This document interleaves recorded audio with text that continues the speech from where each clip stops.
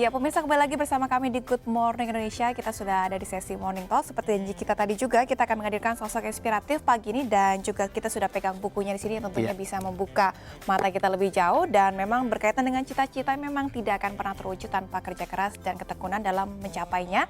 Hal ini yang coba dibangkitkan sosok seorang bidan dalam tulisan-tulisannya. Ya, salah satu bukunya adalah Menggapai Mentari. Ya, tidak ada yang menyangka kalau bidan itu kan biasa berkaitan dengan merawat kesehatan, ya. Tapi ini yang satu ini juga pandai untuk menulis. Nah, ternyata punya keahlian lain. Kita langsung sapa saja, sudah kita hadirkan. Selamat pagi, Bu Penulisnya Elisa. di sini, Bu Elisa Herma. Selamat pagi, Bu. Selamat pagi, Mas Ajat. Selamat pagi, Mbak Priscilia. Iya, Selamat baik. pagi, pemirsa. Ini sangat menarik sekali, ya. Saya ingin sedikit cerita karena memang ini kan kalau dari mudanya gitu kan jadi calon bintang juara begitu kan untuk beberapa kontes calon bintang film begitu kan. Wow. Tapi juga seorang bidan. Iya. Ini boleh cerita nggak pilihan dua itu dilakukan secara berbarengan seperti apa ceritanya? Memang sebetulnya tidak begitu mudah karena untuk seorang bidan kerja di bidang kebidanan sendiri sudah cukup memakan waktu yang cukup banyak dan berat. Tapi di samping itu karena kerja bidan kan tidak mudah ya. Kita juga membutuhkan waktu-waktu senggang di mana kita perlu refreshing. Makanya di antara waktu senggang saya itulah terkadang saya ikut perlombaan-perlombaan. Saya pernah juga ikut di Sanggar Prativi. Terus perlombaan-perlombaan banyak yang saya ikutin, baik baca puisi maupun calon bintang TV dan film. Nah, pada saat itu kebetulan saya itu menang.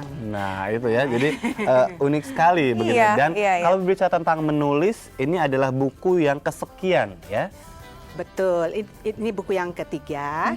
Yang pertama itu Bersahabat dengan Ajal. Nah, ini yang kedua Love Life Heaven. Yang pertama dan kedua ini saling berhubungan. Itu bagaimana saya sebagai seorang bidan ingin menuangkan apa kisah-kisah nyata yang pernah saya alami maupun teman-teman ataupun dokter lain alami, itu untuk membahagiakan pasien-pasien yang dalam kondisi kritis agar mereka bisa meninggal dengan tenang dan bahagia. Nah, di situ banyak trik-trik yang saya sampaikan, bagaimana cara-caranya, tanda-tandanya dan lain sebagainya. Ya, memang jarang sekali ya seorang bidan menulis, maka wajar kalau ini dapat rekor, Cici. Oh, karena memang di tengah kesibukannya juga bisa menulis juga. Dapat rekor. Boleh cerita sedikit Ibu Elisa, rekornya ini berdasarkan kategori apa dan kemudian pada tahun berapa? Boleh cerita sedikit? Oh ya, rekor muri itu saya dapatkan sebagai bidan yang pertama menulis tentang pengalaman pribadi. Dan sekarang rekor muri itu bukan cuma di Indonesia, tapi mereka harus browsing ke luar negeri juga, jadi dunia. Baik, tapi kalau berbicara tentang menulis, memang dari awal suka menulis atau bagaimana? Sebetulnya saya pada waktu kecil pernah berangan-angan, tapi tidak pernah menulis. Belum kesampaian? Belum. Nah, pada suatu saat saya pernah merawat seorang pasien. Pasien itu dia adalah seorang nani.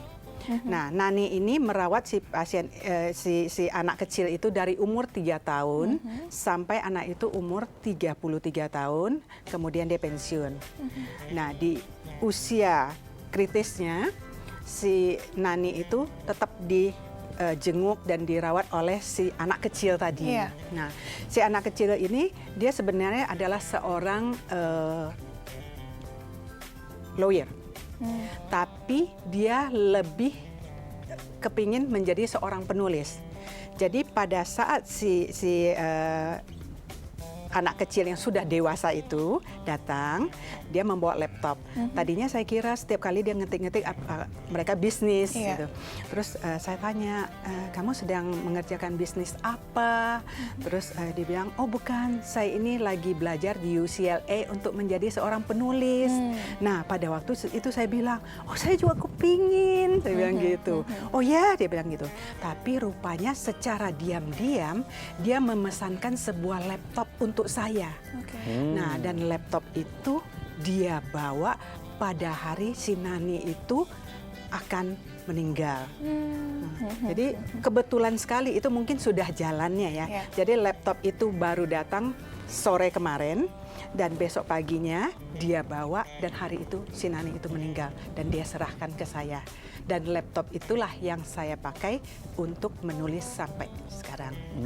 Ada cerita tersendiri yang menyentuh juga ya. Dan ini menggerakkan begitu ya. Ini bicara tentang menggapai mentari. Ini banyak sekali kisah-kisah inspiratif yang menunjukkan bahwa kita untuk mengejar mimpi harus bekerja dengan keras. Apa yang coba ingin disampaikan oleh Ibu Elisa? Ya, bahwa kita dalam hidup ini jangan menyerah.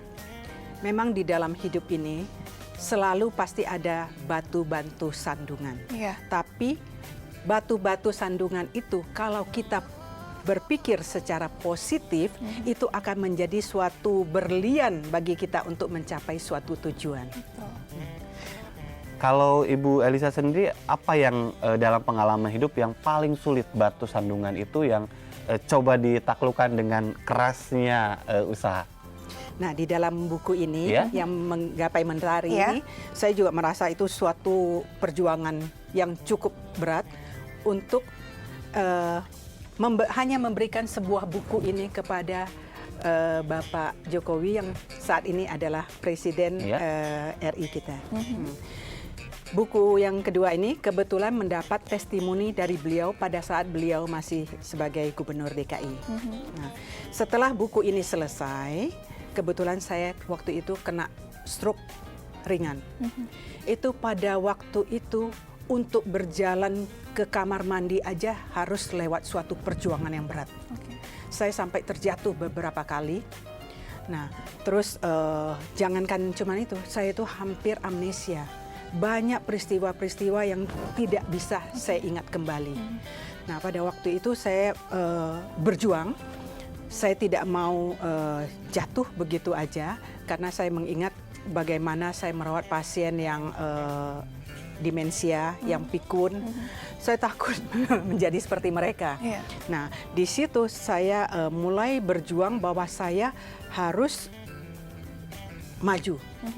Nah, pada suatu saat saya waktu mau berjalan ke arah naik busway, dulunya saya biasanya nyetir sendiri. Tapi pada saat saya sakit, saya sudah nggak bisa menyetir lagi karena untuk menoleh ke kanan dan ke kiri saja sudah tidak mampu. Begitu ya? Nah, jadi saya takut tabrakan. Nah, akhirnya saya lebih banyak kalau nggak naik taksi, saya naik busway. Nah, pada saat saya untuk mencapai tangga busway itu lewat suatu perjuangan yang berat. Berkali-kali saya harus berhenti, kadang-kadang di pinggir jalan sampai dengan napas yang sesak. Kadang-kadang harus duduk di pinggir jalan dengan koran atau kalau enggak sepatu atau sendal saya buka untuk alas sampai mencapai tangga busway. Tapi pada suatu saat saya merasa begitu saya jalan sampai ke tangga busway itu seluruh tubuh saya berkeringat dan saya merasa lebih segar. Nah, pada saat itulah saya baru menyadari jangan-jangan saya kena stroke-nya bukan karena tekanan darah yang tinggi. Karena selama ini tekanan darah saya tidak pernah tinggi. Lalu saya periksa darah saya, ternyata benar. Kolesterol dan trigliserid saya yang nilainya sangat tinggi. Nah, dari situlah saya mulai berjuang bahwa saya harus hidup sehat dengan makan makanan yang sehat dan teratur dan berolahraga. Nah, pada saat saya berolahraga itu, disitulah saya memilih hari pada Minggu Car Free Day. Oke.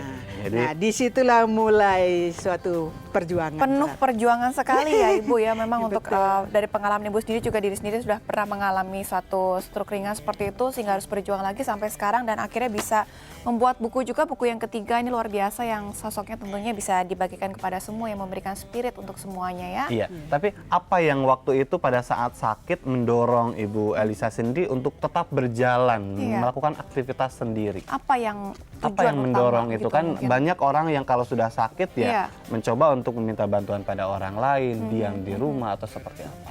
Nah, justru disitulah karena saya seorang bidan yang mengerti tentang perawatan, Iya. jadi saya melihat kalau pasien-pasien saya itu kebanyakan mereka yang betul-betul sampai lumpuh, sampai tidak bisa bangun dari tempat tidur itu karena semangat mereka yang hilang. Iya. Nah, di situ saya mengatakan bahwa pada diri saya, loh, kamu sendiri bisa menasehatkan pasien, bisa melatih mereka dari tidak bisa berjalan sampai berjalan. Kenapa kamu tidak bisa memotivasi diri kamu sendiri? Nah, dari itu saya berusaha mulai dari untuk bangun aja susah, saya paksakan diri saya untuk berjalan dan ternyata benar. Dengan saya bisa berjalan, lama-lama saya mulai berlari. Pertama saya ditemani oleh putra saya. Iya. Di Car Free Day, dia yang memaksa saya waktu itu jangankan berlari ya, Iya, jalan aja sudah susah. Dia bilang, ayo ma, mama bisa, ayo ma, ayo ma. Saya lihat dia jalan, udah kamu duluan. Maksud saya supaya dia duluan, saya ya di Bisa belakang menyusul. aja. Enggak, harus bareng katanya. Ayo ma, bisa. Nah dari situ saya mulai bergerak lebih cepat, akhirnya bisa berlari sampai akhirnya saya mengikuti banyak perlombaan lari sampai dari sini sampai ke Amerika, sampai saya bisa berlari sampai belasan kilometer. Wow, perjuangan sekali. Tapi ini berarti Ibu, itu tadi iya. ya, ada juga peran orang-orang yang ada di sekeliling Anda yang Betul. juga mensupport Anda, memberikan banyak sekali dorongan untuk Anda tetap bisa keluar dari masalah tersebut. Iya. Betul. Terutama putra dan putri saya Bobby dan Sophie. Itu mereka setiap hari mereka berusaha memberi semangat saya, ayo ma makan yang sehat, ayo ma olahraga, mama mau ke gym nggak, mau ini nggak gitu. Jadi mereka yang justru memberi semangat ke saya gitu. Dan akhirnya sampai seperti sekarang kalau Ibu di sini ya tentunya penuh perjuangan juga dan sekarang segar sekali Ibu sekarang dan juga terus terima berkarya kasih. nih Ibu Terima tambah cantik kasih. nih. Iya. Ada yang menarik lagi tadi bicara tentang tadi buku ini adalah soal pertemuan Ibu dengan Jokowi. Memang seperti apa? Nah ini loh, mungkin sudah jalannya ya. Ceritanya itu memang cukup unik. Jadi pada saat saya mau meminta testimoni dari teman saya untuk buku yang kedua ini, kebetulan teman saya itu memang orang hebat, yang punya gelar yang banyak. Nah pada saat itu beliau menolak. Nah, waktu itu saya cukup sedih. Kemudian saya ceritakan kepada putri saya. Lalu putri saya malah bilang gini, Ma, kalau Mama tidak dapat testimoni dari teman Mama, itu enggak masalah, Ma. Tapi kalau Mama bisa dapatkan testimoni dari Bapak Jokowi, itu Mami baru hebat katanya. Waduh, waktu itu kayak saya itu seperti ditikam. Bayangkan teman sendiri aja tidak bisa, apalagi Bapak Jokowi yang waktu itu namanya sudah mulai nanjak ya. Tapi namanya saya ya pantang menyerah.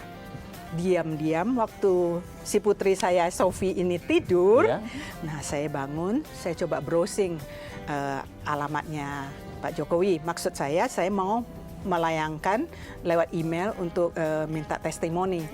Lalu saya dapatkan alamat email, langsung saya kirim. Langsung ya dapat jawaban. Begitu saya buka, aduh senang sekali kok cepet ya, hebat sekali ya. Gubernur sekarang udah programnya sudah bagus gitu. Tapi begitu saya baca ternyata email saya mental. Jadi nggak jadi. Nah pada waktu itu, kemudian berapa hari kemudian, kebetulan putra saya hari itu dia tidak bisa menemani saya untuk lari Car Free Day. Nah, terus dia tanya, Ma, saya karena ada gathering di kantor, Mama bisa nggak besok lari sendiri? Saya bilang, oh bisa, saya bilang gitu. Malu kan dengan anak sendiri, masa bilang enggak kan? Padahal kita kan harus memberikan itu semangat ke mereka kan. Nah, biasanya dia menemani saya dari Duku Atas sampai ke Senayan. Nah, karena saya pergi sendirian, saya sudah lama melihat kok sepertinya di Bundaran HI kok rame. Nah, hari itu saya iseng-iseng coba berlari ke arah Bundaran HI.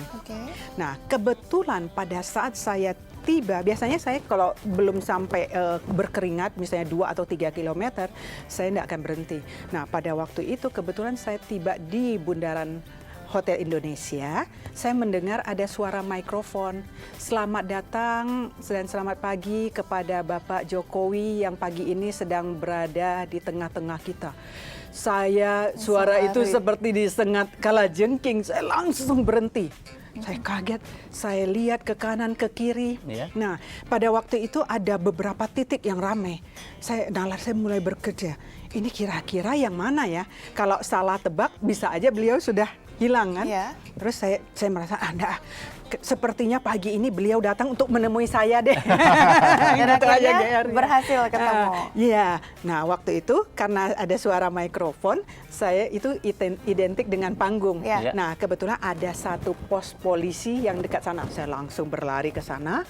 Nah, pada waktu itu saya betul-betul seperti bermimpi, saya lihat Pak Jokowi sedang berada di atas sepeda. Nah, langsung dengan berapi-api. Mungkin saya itu waktu itu sudah seperti orang gila. Bayangin aja udah berkeringat, udah lusuh. Tapi saya dengan penuh semangat saya bilang, Bapak, saya itu menulis buku, Pak. Saya itu kepengen sekali dapat testimoni dari Bapak. Saya bilang gitu untuk semangat ke anak putri saya.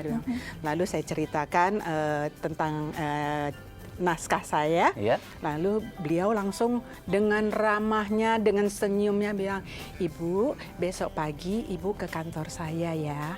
Waduh, saya pikir luar biasa sekali ya. Langsung saya pulang, langsung saya bersiap-siap. Baik. Tapi nanti kita lanjutkan bagaimana kelanjutannya ini. Nampaknya masih seru pertemuan dengan Pak Jokowi sesaat lagi ya. Soal sosok inspiratif yang bisa menggerakkan, menggerakkan seperti apa, nah itu yang bikin kita penasaran. Saat lagi tetap bersama kami di Good Morning Indonesia.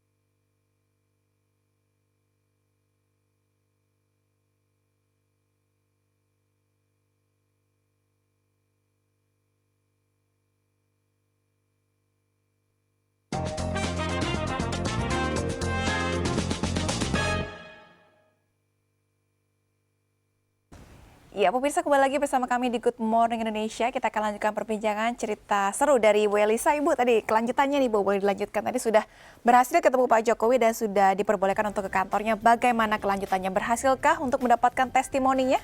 Nah, itu dia. Pasti dong. Dan itu yang membuat Anda sangat terinspirasi ya untuk melakukan kegiatan-kegiatan yang lain begitu. Betul. Nah, setelah itu, setelah mendapatkan testimoni, setelah bukunya terbit, nah saya punya ambisi lain lagi. Saya ingin menyerahkan buku Love Life Heaven ini langsung ke Bapak Jokowi. Oke. Nah, pada saat itu ternyata itu bukan suatu hal yang mudah. Semakin lama, karena beliau waktu itu sudah mulai dengan pemilu ya, Iya. dan dicalonkan Sibuk untuk ya. jadi presiden. Ya betul. Nah, di situ saya mulai mengejar beliau sampai kemana-mana, mulai dari KPU, ya. Terus kemana Sampai ada ke- Pak Jokowi dikejar. Iya, Kemana aja Pak Jokowi sampai- sholat dikejar Diikut, gitu. ditungguin. Betul Ibu seperti itu. Oke. Betul. Terus? Nah, pada waktu itu, waktu yang mau meminta testimoni itu, kan tadinya saya ke kantor beliau, tapi saya tanya di bagian pendopo, katanya beliau belum datang. Terus ya udah saya bilang apa ajudannya ada enggak? Belum juga Bu. Kalau gitu boleh enggak saya ketemu sebentar sama sekretarisnya? Ibu sudah buat janji belum?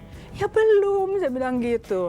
Nah pada saat saya berbincang-bincang begitu, tiba-tiba dia bilang itu ibu datang. Saya lihat, loh ada sebuah mobil kotak hitam. Ya, saya pikir itu sekretarisnya yang datang. Langsung saya mulai jalan pelan-pelan. Begitu saya lihat ternyata Bapak Jokowi yang melompat turun dari mobil. Beliau kan biasa langsung berlari ya. Saya pun dari jauh juga mengejar beliau, mau memotong gitu. Iya. Nah begitu lihat saya datang, beliau ada yang mau mencegat beliau, beliau langsung berhenti. Begitu beliau berhenti, saya juga berhenti. Langsung seperti saling memandang gitu. Terus langsung saya nyerocos saja bilang, Bapak, nanti saya boleh bicara sebentar, Pak? Saya bilang gitu. Oh boleh Bu. Langsung beliau langsung lari ke dalam, terus bilang, kasih masuk Ibu, katanya. Langsung saya Boleh masuk ke dalam. ke kantor beliau, langsung pintu ditutup. Nah, pada saat itu tadinya saya kira kan itu udah siang. Iya. Saya kira beliau mungkin belum makan siang kan. Jadi mungkin ngejar lari. Ternyata beliau mengejar sholat. Untung saya nggak dikutuk ya. Baik, jadi ada banyak hal yang membuat usaha begitu Iya, tidak pantang terus menyerah juga ya. dikejar. Tapi yang menarik ini kembali lagi soal menggapai mimpi ini Anda awali dengan vertigo. Kemudian juga ada cerita tentang pertemuan Anda tidak hanya dengan Jokowi yang menginspirasi, tapi dengan mantan TKI. Ini boleh cerita? Oh iya, jadi pada saat saya ingin menyerahkan naskah kepada Bapak Jokowi di pendopo, di situ ada seorang mantan TKI sedang duduk. Tapi saya tidak tahu kalau dia itu mantan TKI. Jadi pada waktu itu saya langsung seperti diwawancara, ditanya, Ibu namanya siapa? Ya saya jawab, nama saya. Ibu tinggal di mana? Ibu waktu bertemu dengan Jokowi itu bagaimana dan lain sebagainya. Yeah. Gitu. Nah, pada saat itu saya pikir, oh itu mungkin caranya untuk bertemu dengan beliau. Tapi lama-kelamaan terus saya tanya, Bapak nanti jam berapa saya bisa bertemu dengan Pak Jokowi? Terus dia bilang, Ibu saya juga mau bertemu dengan beliau. Terus Bapak siapa? Dia bilang gitu, saya mantan TKI, dia bilang gitu. Nah pada saat itu terus beliau malah yang minta tolong ke saya, Ibu nanti kalau ketemu dengan Pak Jokowi tolong bilang ya saya mau ketemu dengan beliau, katanya. Loh Bapak masalahnya apa? Dia bilang, ya soalnya saya itu waktu pergi ke luar negeri bekerja, saya dipulangkan. Nah sekarang ini saya mau dicerai oleh istri saya, katanya. Loh terus Bapak maksudnya mau ketemu dengan Pak Jokowi? Kenapa? Emangnya Pak Jokowi ngurusin tenaga kerja begini?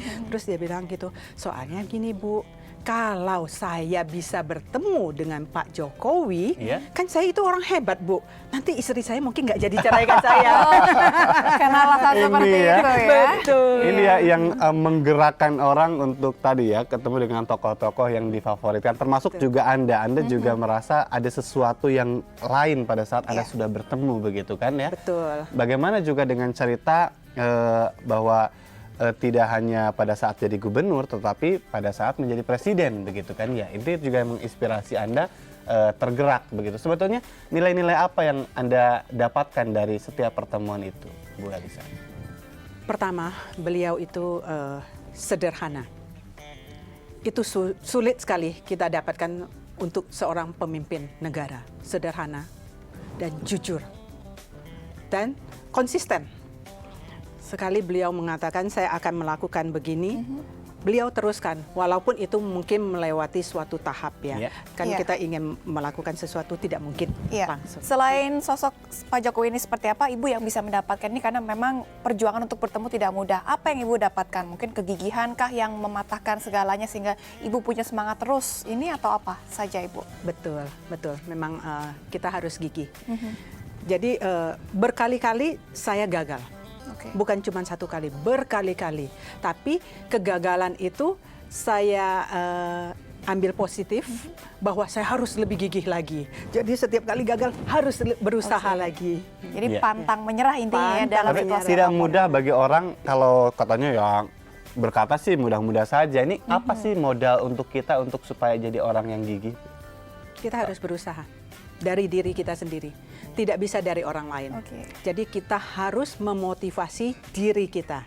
Jadi bahwa saya itu bisa, saya harus bisa, dan saya pasti bisa. Itu semua muncul dari diri sendiri ya. Memang lingkungan juga berpengaruh, tapi semua kembali ke diri sendiri yang punya usaha ingin apa dan motivasi apa tuh semua muncul dari diri sendiri. Kayak ada spirit atau ada energi tambahan ya Ibu ya. Betul, betul. Baik, tapi kalau cerita tentang bidan menulis, ini kalau kita boleh memilih, asiknya yang mana? Salah satu Ibu, coba menurut Ibu sudah mengalami dua-duanya ini kira-kira mana yang asik? Menarik ya. Dua-duanya ada ininya, ada sisi positifnya. Kalau sekarang saya menulis, saya juga tidak asal menulis. Jadi saya menulis sesuatu kisah nyata yang dihubungkan dengan ilmu pengetahuan. Nah, jadi di sini juga ilmu-ilmu saya itu bisa saya salurkan. Termasuk juga kalau menulis itu mungkin kita jadi tidak cepat pikun ya. Jadi kita juga tidak pantang menyerah, kita harus browsing, kita harus baca, dan kita harus bertemu dengan orang lain, dan kita harus melihat sesuatu dari sisi positifnya. Nah, jadi itu banyak sekali. Nah, kalau untuk bekerja itu memang lain juga ya. Jadi kita itu dengan bekerja sebagai bidan, sebagai perawat bisa membahagiakan orang lain itu suatu kebanggaan, suatu nilai yang tidak ternilai deh. Jadi begitu kita lihat si pasien itu, mereka itu tersenyum, mereka itu bahagia, itu rasanya itu tidak bisa kita beli kebahagiaan itu. Kita ikut bahagia. Baik, ini kan Ibu Elisa ini adalah salah satu bidan yang mampu untuk menceritakan dirinya sendiri. Untuk mereka-mereka yang juga mungkin pengen sih bikin buku ya cerita tentang diri pribadi, ada kiat nggak dari Ibu Elisa? Nah, yang pertama, memang kalau kita mau menjadi seorang penulis, itu kita harus berjuang, harus penuh semangat. Buku saya yang pertama, yang bersahabat dengan ajal, ini saya tulis sampai 7 tahun. 7 tahun. Akhirnya berhasil, dan buku itu sampai saat ini masih dicari orang. Jadi ya pertama, jika kita sudah mempunyai suatu tekad, kita ingin melakukan sesuatu, begitu disampaikan kritikan oleh orang lain, kita harus langsung merubah. Ambil kritikan itu untuk positifnya. Oh iya, jadi saya belajar dari kritikan-kritikan orang lain. Nah, akhirnya sampai saya mampu sampai saat ini. Ada rencana untuk nulis lagi? Oh iya, pasti. Atau sedang berjalan, kira-kira ada pengen nulis soal apa lagi nih Bu Elisa ke depannya? Setelah tadi pertemuan dengan sosok inspiratif dalam menggapai mimpi, ke depan apa yang ingin Anda tulis? Nah, buku yang keempat itu tentang kebidanan. Kebetulan tadinya sebetulnya saya sudah ingin menulis tentang horor, tentang fiksi, karena sekarang kan lebih in ya cerita-cerita tentang itu. Tapi kebetulan putri saya minta, Mama kan bidan, Mama kan bisa berbuat sesuatu untuk masyarakat. Nah, tulislah sesuatu tentang kebidanan. Jadi nanti yang buku keempat ini saya sudah mulai sedikit-sedikit itu tentang kebidanan. Jadi pasti bagus deh. Ya. Tunggu aja ya Bu ya. Tunggu ditunggu. aja. Oke. Baik. Nanti undang Sekali. saya lagi. Baik, nanti kita akan berbicara banyak lagi pada saat buku itu sudah terbit. Terima kasih banyak Bu Elisa. Terima kasih Bu Elisa Ya, atas sama-sama. Ini kesempatannya. sangat menginspirasi sekali tadi nilai-nilai yang coba diambil bahwa apapun yang kita harapkan sebetulnya dengan kerja keras kita bisa sebetulnya untuk mewujudkan mimpi-mimpi itu. Dan jangan lupa baca bukunya supaya bisa menambah inspirasi seperti Bu Elisa tadi, semangatnya yang begitu Iya. menggebu-gebu ya, luar biasa. Terima kasih Ibu, sukses selalu. Sukses selalu dan pemirsa tetaplah bersama kami karena saat lagi Good Morning Indonesia akan kembali dengan informasi menarik lainnya, jadi jangan kemana-mana. Terima kasih Ibu. Ibu, terima kasih.